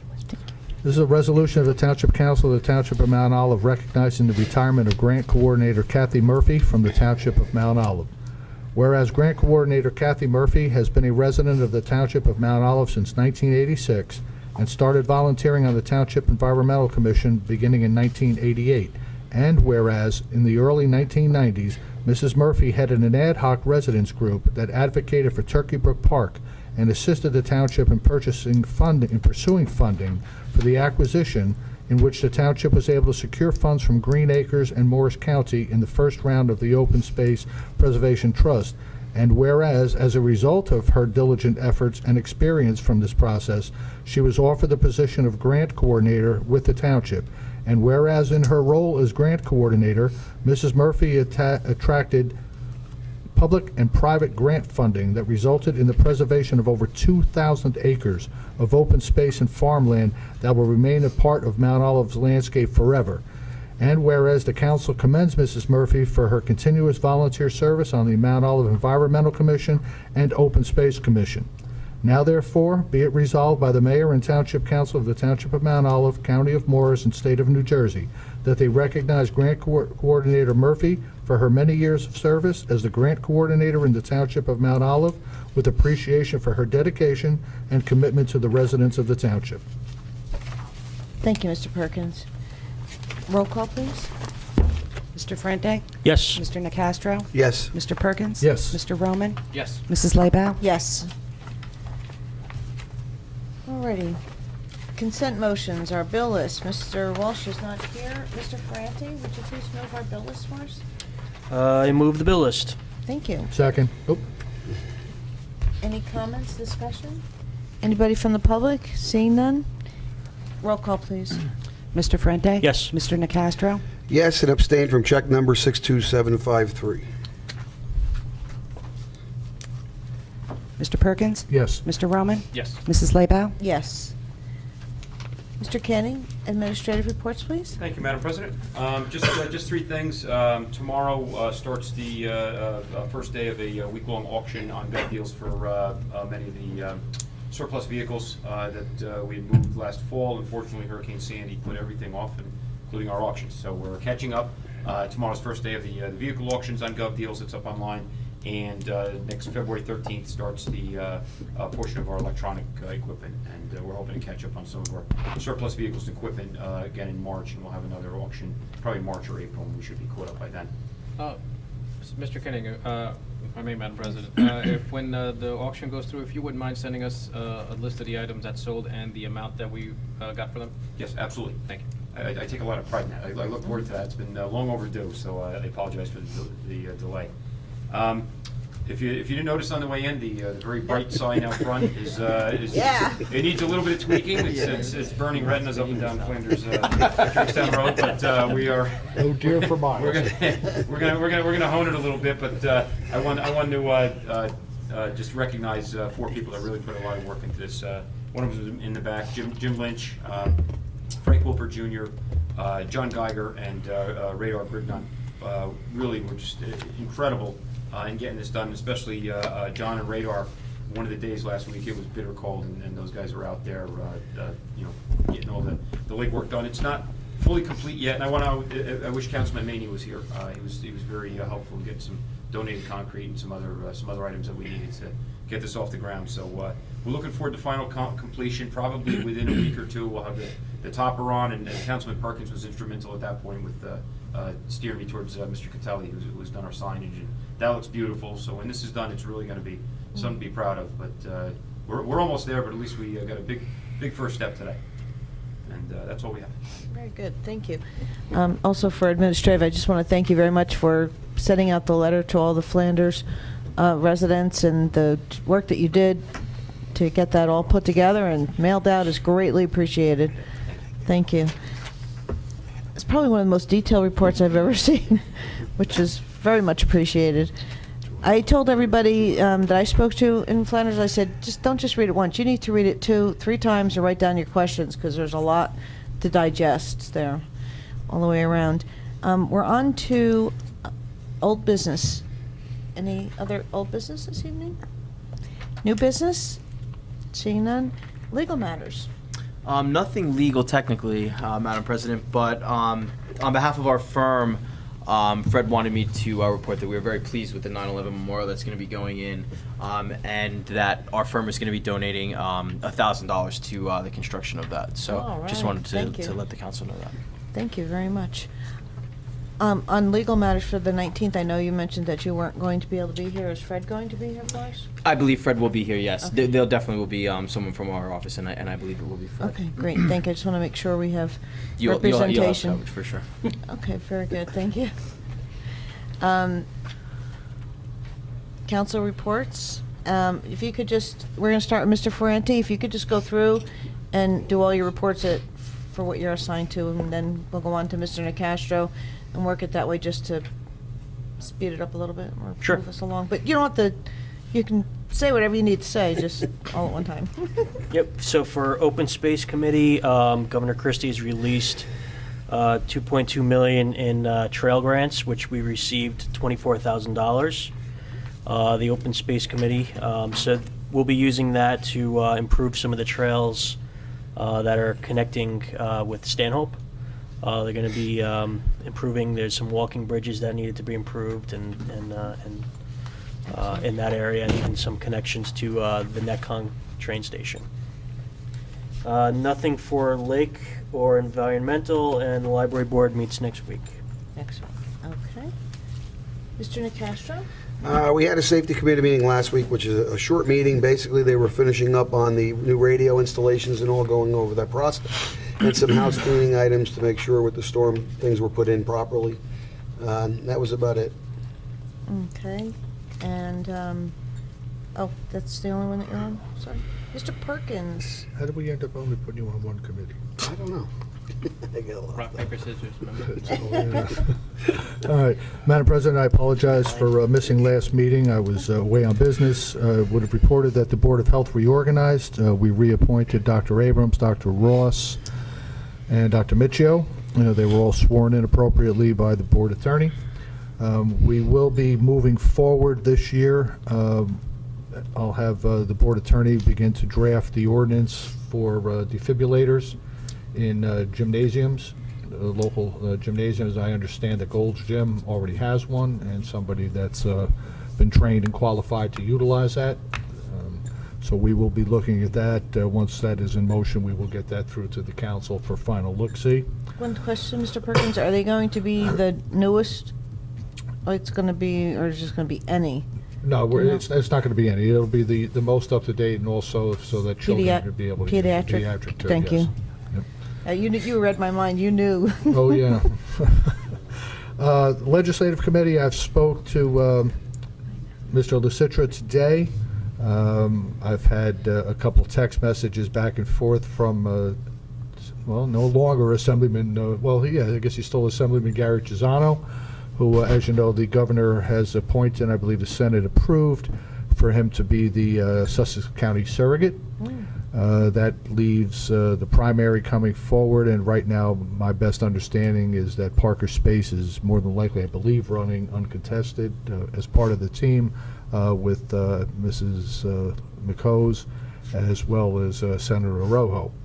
I will be reaching out to them at your request to see if we can't have them, at least one of them, attend on the 19th so they can hear some of the issues of the people in Old Flanders for the sewer system, and maybe they can offer us a little support down at the state level.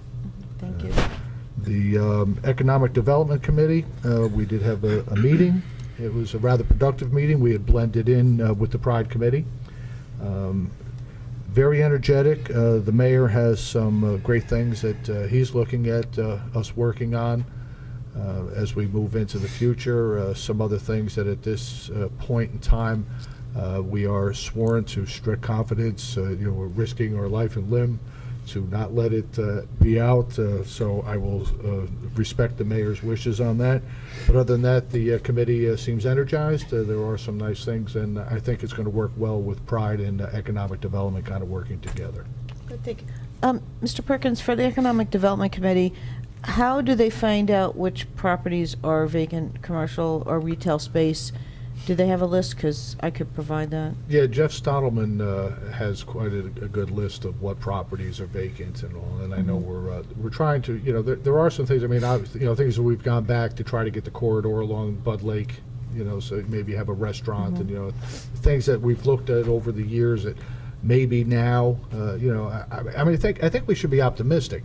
getting the ITC area, designation by BASF changed from planning area 5 to 2 is monumental. It's huge, yeah, huge for us. So maybe the Highlands Commission will look at things, and some of the development along Route 46, and just up at Calarimi, I mean, he's up in a quandary of what to do with pieces of property. I think if we now have a friend in the governor who's kind of got people, Gene File and heading up the Highlands Commission, maybe there's a good chance that things might be able to loosen up a little bit. We may be able to actually entice some people to come in. There are some smaller businesses, that the mayor has let us know that are looking at, that he's still talking to.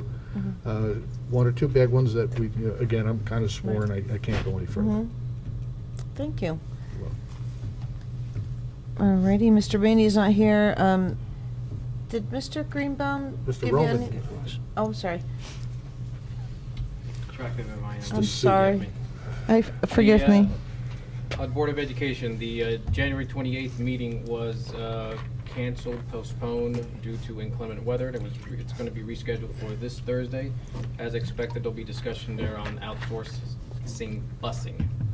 Can I ask, excuse me, can I ask you one question on that? Is it the busing that's being outsourced, or is it the drivers and we're keeping our equipment? That question keeps coming up. As last I heard, the Board of Ed is expecting to retain the buses. Right. But as far as what the deal is, whether the bidding company will use our buses, that I'm not aware of. I mean, Mr. Halber's present, so I mean, he's more than capable of commenting on the particulars of that issue.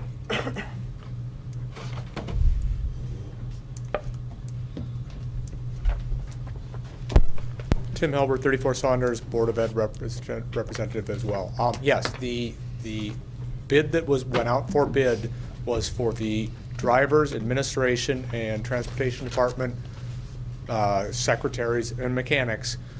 For their personnel, it was to drive the buses. Mount Olive School Board would retain possession of the buses and the facilities.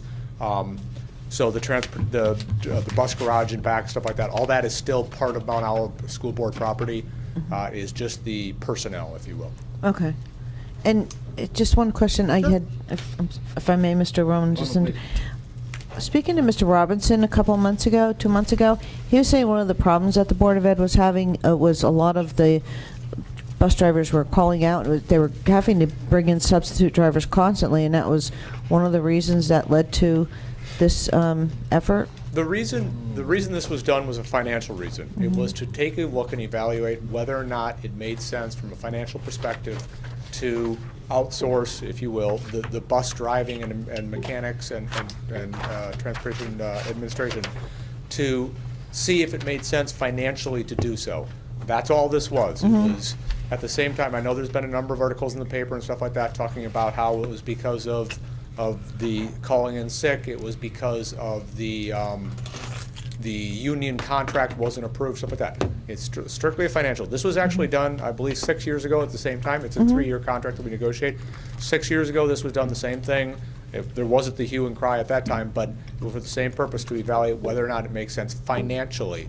What would then happen is it goes into the business committee, and then it goes to the full board for discussion. As Mr. Roman stated, it's coming up for discussion with the full board on Thursday. If it made sense financially at that point in time, then we'll take the look at the next steps from where we go from there.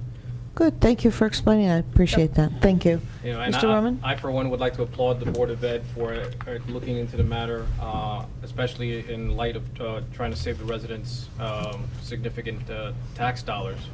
I neither endorse or the opposite of endorse.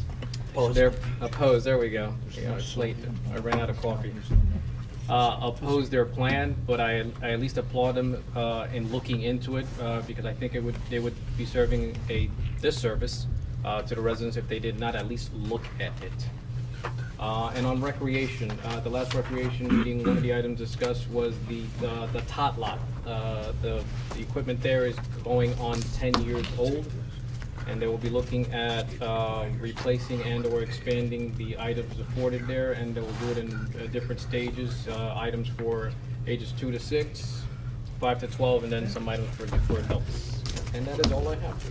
I think they have a sponsor for those improvements at this point, yeah. Not one that I'm aware of.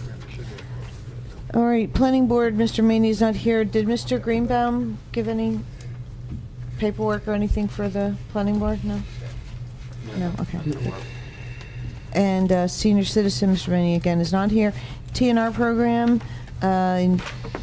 just want to say that the Michelle D'Afonso and Michelle Lerner had a meeting with Mr. Canning, Mr. Wolpert Sr., and our new ACO, Mr. Nelson, about 2 weeks ago. It was a very successful meeting, and I just saw a report today that Ms. Lerner provided for, really kind of recounting everything that the TNR has done in the past 12 months, which will be forwarded to the administration. It's really impressive, the amount of money that they've saved the township, and working together, they're extremely happy. The communications right now is phenomenal, so I really greatly appreciate that. And also, they're looking for anybody who wants to be a foster parent, always looking for new foster homes. And on February 21st, they're going to be having a fundraiser over at Vassar Park Clubhouse. It'll be jewelry and candles, a couple other things, raising funds to continue their efforts. So that'll be Thursday, February 21st from 5 to 8. And that's all I have. I'd like to open the meeting to the public. Anybody from the public have anything to discuss? Seeing none. Council comments. None today. Mr. Perkins. Thank you, Madam President. I'll be brief, as I think everybody wants to go home. First off, I'd like to thank the firm of Dorsey and Samaro for their generous offer toward the 9/11 memorial. I guess they're our first donor, so you guys get top billing. And, when you write the check, just don't put any decimal points in there. We'll take care of that when I'll the just check leave it comes in. blank. But no, we really do. We appreciate that. I just like to say it was an interesting evening. There's a lot for the council to have considered. Obviously, speed limits and safety of our residents has been brought up. We have water quality and sewerage issues, which we're going to be addressing here in 2 weeks. On a personal note, I didn't necessarily take the mayor's challenge at the beginning of January, but my wife and I have undertaken a exercise program, and I'm proud to say that I did lose 10 pounds. Yay! So yeah, clothes I fit better. found it. You found it? I found it, don't Yeah. worry. I picked up 3 of those. Oh, good, it was only 7. Well, you know what they always say is, I dropped 10 pounds, from my belly to my bottom. So it's, on that note, I'll leave. Thank you, Madam President. Thank you, Mr. Perkins. Mr. Roman, are you still spinning? I'm assuming you're alluding to the spinning class that I did with the mayor. I have to say, that was my first time doing a spinning class, and the first 10-15 minutes, I found it extremely annoying having some guy yell at me, telling me to get up, get down. I thought I was in church. But after the 20 minutes, it was good, and I will definitely be doing it again. And and I applaud the administration, Ms. Pignataro, for sponsoring that event, and I look forward to seeing how much they raise for the food pantry. Yeah. I know you looked really surprised when you were waiting to go in. You saw me coming. Exactly. You saw me staggering out. No, I applaud you for doing it, and I think everybody should do some kind of exercise, even if they think they can't. You'd be surprised what happens when Will takes over. Mr. Nicastro was also there I forgot that to evening, mention and it that. was absolutely. He was in the far back corner, and I was right in front of the mayor, and it was really funny because the two of them were heckling each other back and forth. But I will say that when I got in there and I looked at those seats, and I wanted to know if they had any wide body seats, and then after I got done for an hour, thought I was going to have to send out a search party for this seat because I was sore. Let me tell you, but it was a. Sore. You were sore? No. Yes, I was very. I thought it was, but it was a lot of fun. It really was, and earlier in the day I was trying to find a really good excuse why I probably shouldn't go, and I sent the mayor a message and said I broke my left leg, and he said, "Yeah, right. See you at 6:30." And if I may add, just in, we raised over $1,000. Yay! That was great. It was a lot of fun. I think we should do it more often. And I do applaud. I'm sorry, Mr. Roman. I cut into your comments. You have something else that you wanted to? No. No, Nothing pertinent. No. I just want to say that All right, don't speak. Waiting for the parking lot. I think it's wonderful that, and Mr. Perkins said this earlier in our workshop meeting, that, the mayor has been very much promoting, and the staff, Mrs. Pignataro and Mr. Canning, everyone else on staff, really promoting community involvement and events. And you just hear it everywhere you go, how people are really coming together and working for the greater good of the entire township, and I think that is phenomenal. And just having the spinning with the mayor on Thursday last week, it was a lot of fun. It was truly a lot of fun. I probably never would have just in a million years gone and done that, but to raise money for the food bank, and it was great. So I look forward to many, many more events.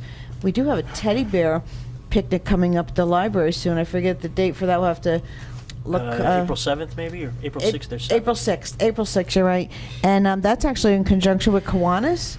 And Kiwanis sells these little bears that they donate. They've donated over 100 bears so far to area hospitals. So when children are in distress for various reasons, the hospital staff has a little teddy bear they can give them. And I believe they're going to be donating the next batch of 50 will go to the police department, and I think into the first aid squad. So I thought it was really nice that the recreation department invited Kiwanis to join in on the teddy bear picnic.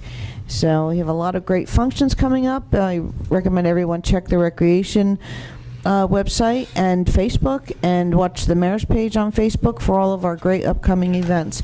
And without further ado, I'd like to have a motion to adjourn.